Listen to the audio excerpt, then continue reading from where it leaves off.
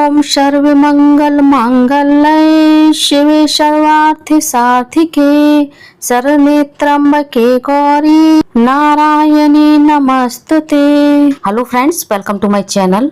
इस वीडियो में आज मैं आपके साथ शेयर कर रही हूँ शारदीय नवरात्र की पूजा विधि। साल में 4 बार नवरात्रे पड़ते हैं। 2 गुप्त नवरात्रे होते हैं जो आषाढ़ माह में और माघ के महीने में पड़ते हैं। चैत्र माह में और अश्विन मास में पड़ने वाले नवरात्रे विशेष होते हैं। सभी नवरात्रों की पूजा विधि सेम ही होती है।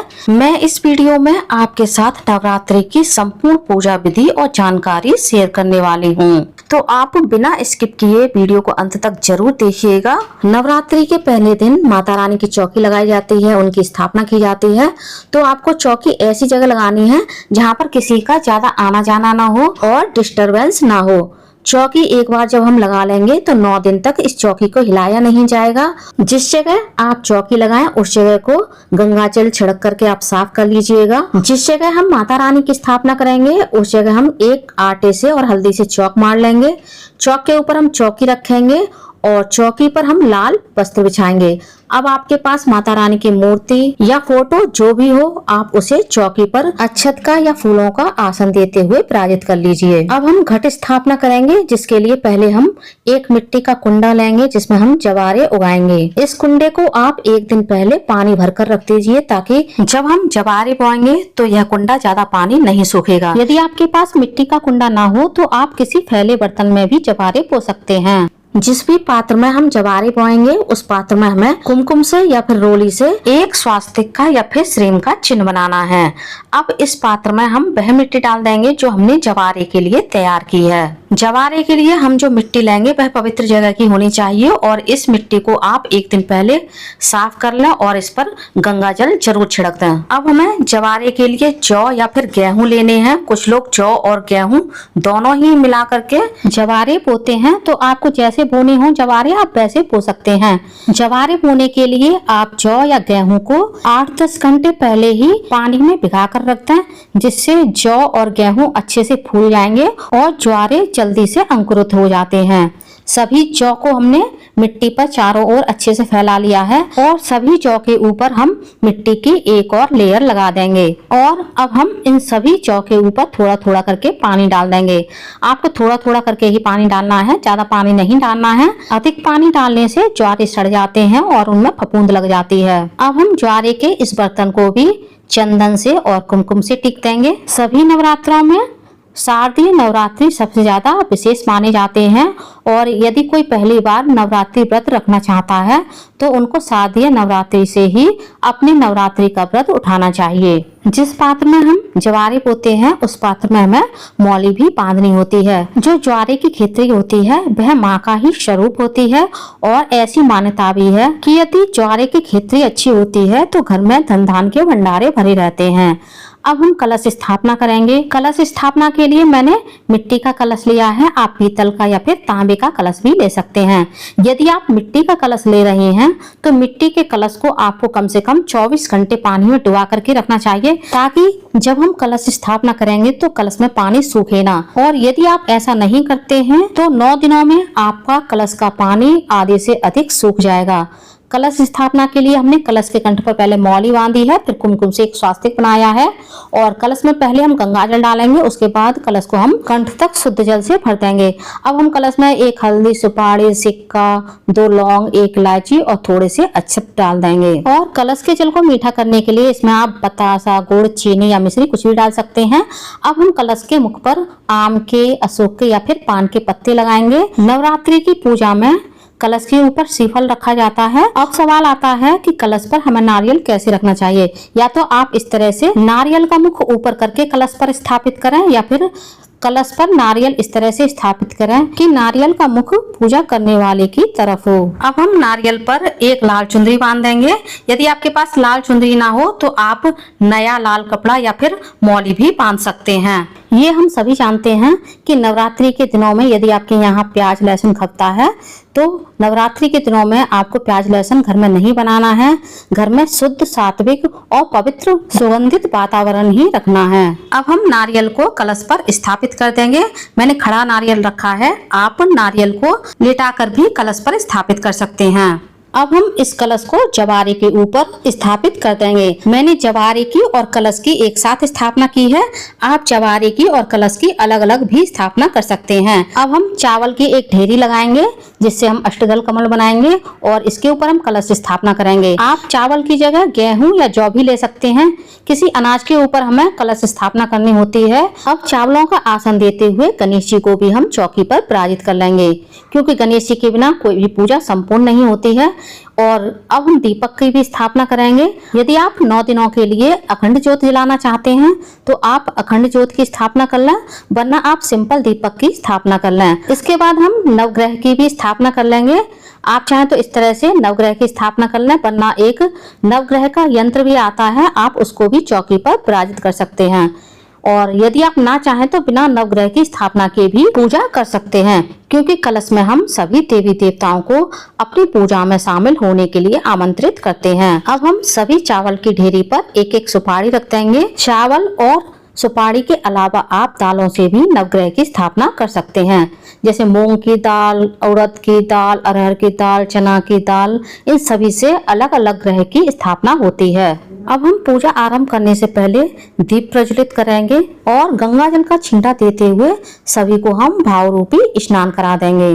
नवरात्रि के दिनों में जो माता की चौकी लगाई जाती है वो पहले दिन ही लगाई जाती है। यदि आप किसी कारणवश पहले दिन माता की चौकी नहीं लगा पाए हैं तो आपको माता की चौकी बाद में स्थापित नहीं करनी है। आप नॉर्मली जैसे पूजा करते हैं आप वैसे ही माता रानी की पूजा करते रहें और अपने मंदिर में ही हवन कर लें। नवरात्रि की पड़वा के अलावा किसी अन्य दिन आपको माता की चौकी स्थापित नहीं करनी है।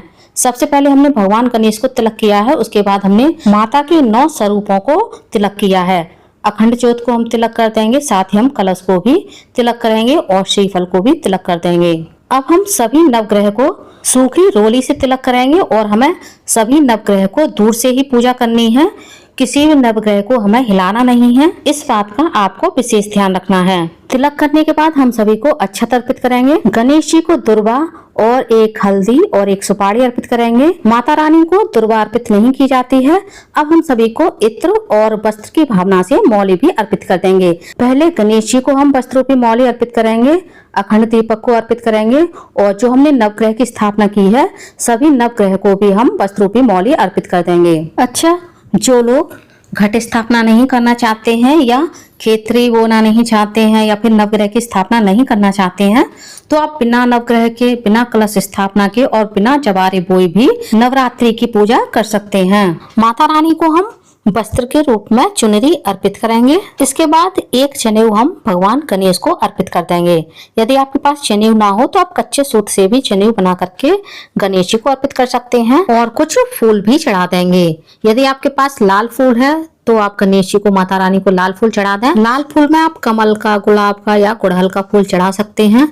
यदि आपके पास लाल फूल ना हो तो आपके पास जो भी फूल है आप वो मैया को चढ़ा सकते हैं। सारी पूजा करते हुए आपको मन ही मन माता रानी का जयकारा बोलना है। अब हम माता रानी को दक्षिणा स्वरूप कुछ पैसे भी अर्पित करेंगे। ये दक्षिणा आपको केवल एक ही बार माता रानी को अर्पित करनी है।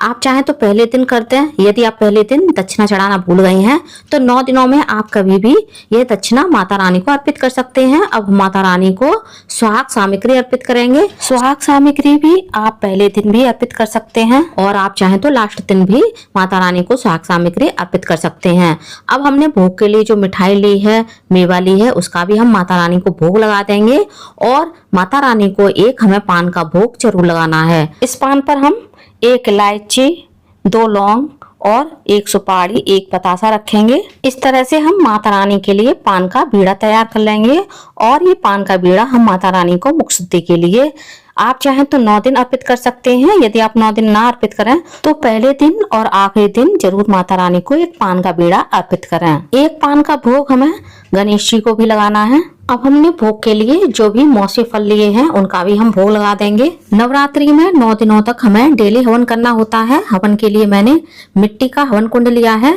आप तांबे का या फिर पीतल का हवन कुंड भी ले सकते हैं। इस हवन कुंड को हम चंदन से और कुमकुम से इस तरह से टीक लेंगे और आम भाषा में इसे हम अग्यारी लगाना भी बोलते हैं। आप ये हवन उपले पर कर सकते हैं, आम की शमदाओं पर भी कर सकते हैं और आप चाहें तो सूखे नारियल पर या फिर बतासे पर भी ये हवन कर सकते हैं। हवन में सबसे पहले हम घी की 5 आहुतियां देंगे। उसके बाद गौरी गणेश के नाम से 5-5 आहुतियां देंगे। इसके बाद हम माता रानी के नाम से आहुतियां देंगे। हवन में जो आहुतियां दी जाती हैं वह हवन सामग्री से दी जाती हैं। अब हम 2 लौंग, 1 इलायची और 1 बतासे का भोग भी हवन कुंड में माता रानी के नाम से अर्पित करेंगे। और हवन कुंड में जब भी हम आहुति देंगे तो माता रानी के मंत्रों के साथ ही हमें आहुतियां देनी है, जैसे ओम ऐं ह्रीं क्लीं चामुंडा विच्चय स्वाहा। ये नरवाण मंत्र माता रानी का सबसे प्रिय मंत्र माना गया है। इसके अलावा आप किसी अन्य मंत्र से भी आहुति दे सकते हैं। माता के सामने जो हमने भोग रखा है उसे भी हम हवन कुंड में चढ़ा देंगे, क्योंकि अग्नि में जो भी भोग हम समर्पित करते हैं वह भोग सीधा देवी देवताओं तक पहुंचता है। माता रानी को जो हमने पान का भोग लगाया था, इस पान को भी हम अग्नि में ही चढ़ा देंगे। हवन कुंड में हम बीच बीच में घी की भी आहुतियां देते रहेंगे ताकि हमारे हवन कुंड में अग्नि अच्छे से प्रज्वलित होती रहे। और हवन के चारों ओर जल फेर करके हम हवन की आचमनी कर देंगे, माता रानी को आरती देंगे और हम स्वयं भी आरती लेंगे। यदि आप नवरात्रि के दिनों में दुर्गा सप्तशती और दुर्गा चालीसा का पाठ करते हैं तो आप हाथ में एक पुष्प लेकर के ये पाठ करिएगा। और इन 9 दिनों में आप देवी भागवत का भी पाठ कर सकते हैं। अब हम आरती करेंगे। मैं कपूर से आरती कर रही हूँ, आप घी के दीपक से भी आरती कर सकते हैं। पहले हम भगवान गणेश की आरती करेंगे, कलश की आरती करेंगे और माता रानी की आरती करेंगे। ओम जय अम्बे गौरी मैया जय श्यामा गौरी, तुमको निशिति में ध्यावत हरि ब्रह्मा शिविरी। ओम जय अम्बे गौरी। अब हम जल फेर करके हवन की भी आचमनी कर देंगे और माता रानी को भी आरती देंगे और हम स्वयं भी आरती लेंगे। और पूजा में हुई गलतियों के लिए, रह गई कमियों के लिए हम माता रानी से हाथ जोड़ करके क्षमा याचना करेंगे। और माता रानी के सामने जो भोग हमने रखा है उस भोग के चारों ओर भी हम जल फेर देंगे। अब हम सभी के चरण स्पर्श करेंगे और माता रानी से आशीर्वाद लेंगे। जो हमने जवारे बोए हैं, इन जवारों में हमें प्रतिदिन थोड़ा थोड़ा पानी डालना है, ज्यादा पानी नहीं डालना है। और जो हमने अखंड ज्योत जलाई है, इस अखंड ज्योत में आपको सुबह और रात को डेली घी चेक करना है, बाती भी चेक करते रहना है। पूजा की थोड़ी देर बाद इस भोग को हम उठा लेंगे और परिवार में सभी को प्रसाद स्वरूप बांट देंगे। सुहाग पिटारी आपको 9 दिनों तक यही चौकी पर रखी रहने देनी है।